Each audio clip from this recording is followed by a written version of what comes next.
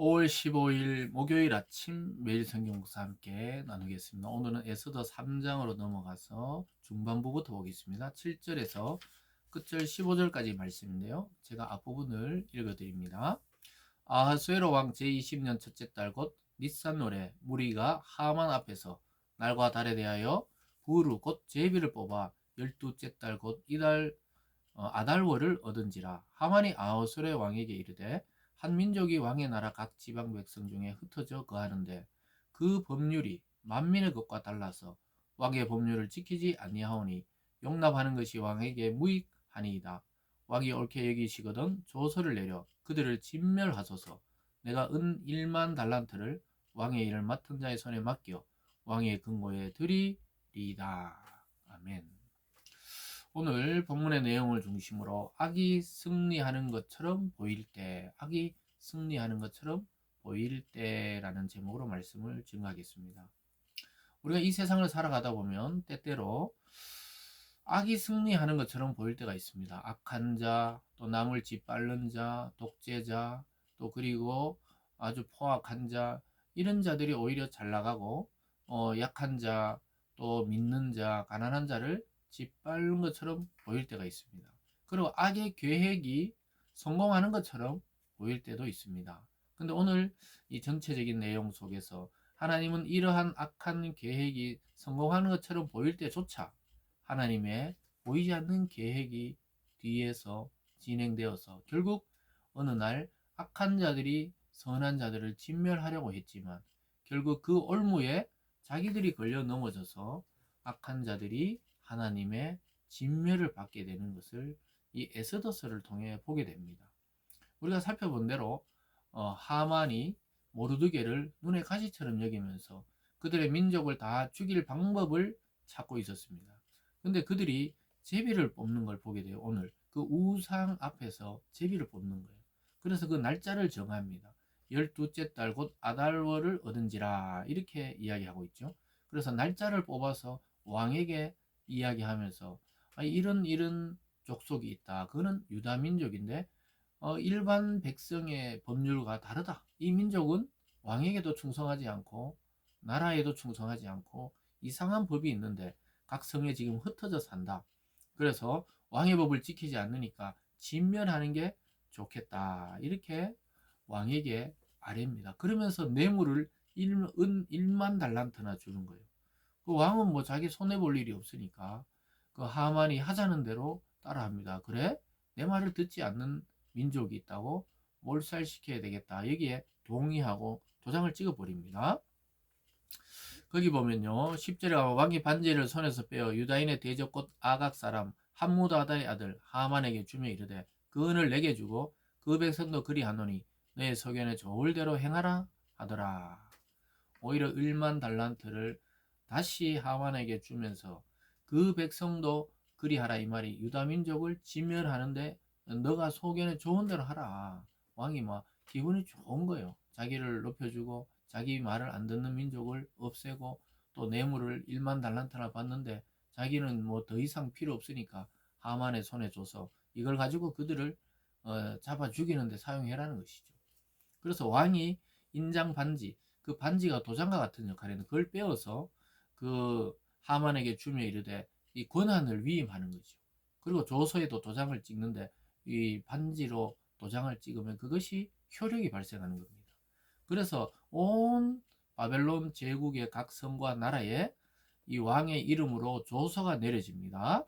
12절입니다. 첫째 달 13일에 왕의 서기관이 소집되어 하만의 명령을 따라 왕의 대신과 각 지방 관리와 각 민족의 관원에게 아하수에로 왕의 이름으로 조서를 쓰되 곧 각 지방의 문자와 각 민족의 언어로 쓰고 왕의 반지로 인치니라.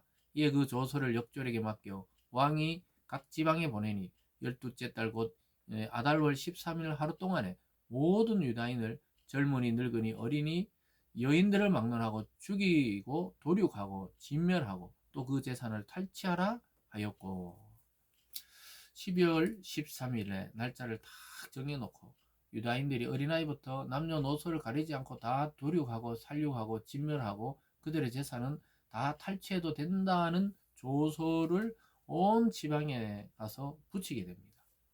그리고 이 명령에 따라서 그 날짜가 되면 유대인들은 다 몰살당하게 되어 있습니다. 참 놀랍게도 이때까지 하나님이 침묵하는 것처럼 보입니다. 그러나 우리가 결과적으로 보면 나중에 이 날이 역전의 날이 되어서 오히려 하만과 악한 자들이 죽임을 당하는 날이 될 것입니다. 그래서 우리가 그 과정 중에는 너무 이건 믿는 자들이 위축되고 위험하고 또 뭔가 곤란에 빠진 것처럼 보일 때가 있지만 넓게 길게 하나님의 입장에서 보면 이러한 악한 계획 속에서도 하나님은 악한 자를 멸망시킬 또 다른 계획을 가지고 계신다는 것이죠. 어쨌든 지금 이 상황, 이 오늘의 본문에서는 유다인이 큰 일을 당하게 생겼어요. 14절에 보면요. 이 명령을 각 지방에 전하기 위하여 조서의 초본을 모든 민족에게 선포하여 그날을 위하여 준비하게 하라 하였더라. 역졸이 왕의 명령을 받아 급히 나가매 그 조서가 도성 수산에도 반포되니 왕은 하만과 함께 앉아 마시되 수산성은 어지럽더라. 왕의 이 잘못된 판단이 또 이런 큰 일을 가지고 오는 것이죠. 그걸 일일이 조사해 보지도 않고 어쨌든 자기가 이때까지는 신임하던 하만을 높이고 또 자기의 마음에 딱딱 맞게 말을 하니까 그 말에 따라서 앉아서 자기들은 즐기고 있고 백성들은 막 어수선하고 또 그리고 어려워지고 또 이게 집행이 되면 자기들은 다 죽는다 그래서 유대인들은 어떻게 할지 지금 모르는 지경에 빠져 있는데 자기들은 여유롭게 술을 마시고 앉아 있는 것이죠. 여러분 이처럼 악의 계획이 승리가 곧 문 앞에 있는 것처럼 보여요. 악한 자들의 계획이 선한 자들을 진멸하도록 이것이 왕의 조서로 반포되었기 때문에 취소할 수도 없는 지경이 된 것입니다. 이때까지도 하나님이 꼭 가만히 계신 것처럼 보여요. 우리가 고난 당하고 억울함 당하고 또 모함을 당하고 사업에 실패하고 건강이 악화됐는데도 어떨 때는 하나님이 우리의 기도를 듣지 않고 가만히 계신 것처럼 보일 때가 있습니다. 근데 그 고난의 터널을 지나고 나면 왜 그 고난이 필요했는지에 대한 해석이 나중에 드러나고 오히려 그것이 고난이 내게 유익이라는 사도 바울의 고백처럼 그때 그 당시에 오히려 더 큰 어려움과 위험을 피하는 길로 삼으실 때가 많다는 것이죠. 그리고 그런 시간을 통해 우리의 바쁜 일상을 접고 하나님을 묵상하는 시간으로 만들어 주시기도 하는 것입니다. 사랑하는 여러분, 오늘 이 짧은 말씀 속에서 이 세상은 악이 승리하고 또 꾀가 많은 사람이 승리하고 또 돈이 많은 사람이 승리하고 권력자들이 승리하는 것처럼 보일 때조차도 하나님의 계획은 그 이면에서 여전히 우리를 위해서 진행되고 있다는 사실입니다. 그래서 하나님을 믿는 믿음의 사람들이 결국은 승리케 하신다는 이 사실 하나를 오늘 붙들고 우리 모든 삶의 승리가 있는 오늘이 되기를 바랍니다. 기도하겠습니다. 사랑의 하나님 아버지, 이 세상은 권력과 때로는 악한 자들과 때로는 이 선한 자들을 짓밟는 자들이 강해 보이고 승리하는 것처럼 보입니다. 그러나 하나님 결과적으로는 하나님이 가장 적절한 때에 악은 멸하시고 선한 자는 승리케 하신다는 이 불변의 사실을 우리가 붙들고 오늘 또 믿음으로 한 걸음 내딛는 그런 믿음의 하루가 되어질 수 있도록 축복하여 주시옵소서. 감사드리며 예수님 이름으로 기도드리옵나이다. 아멘.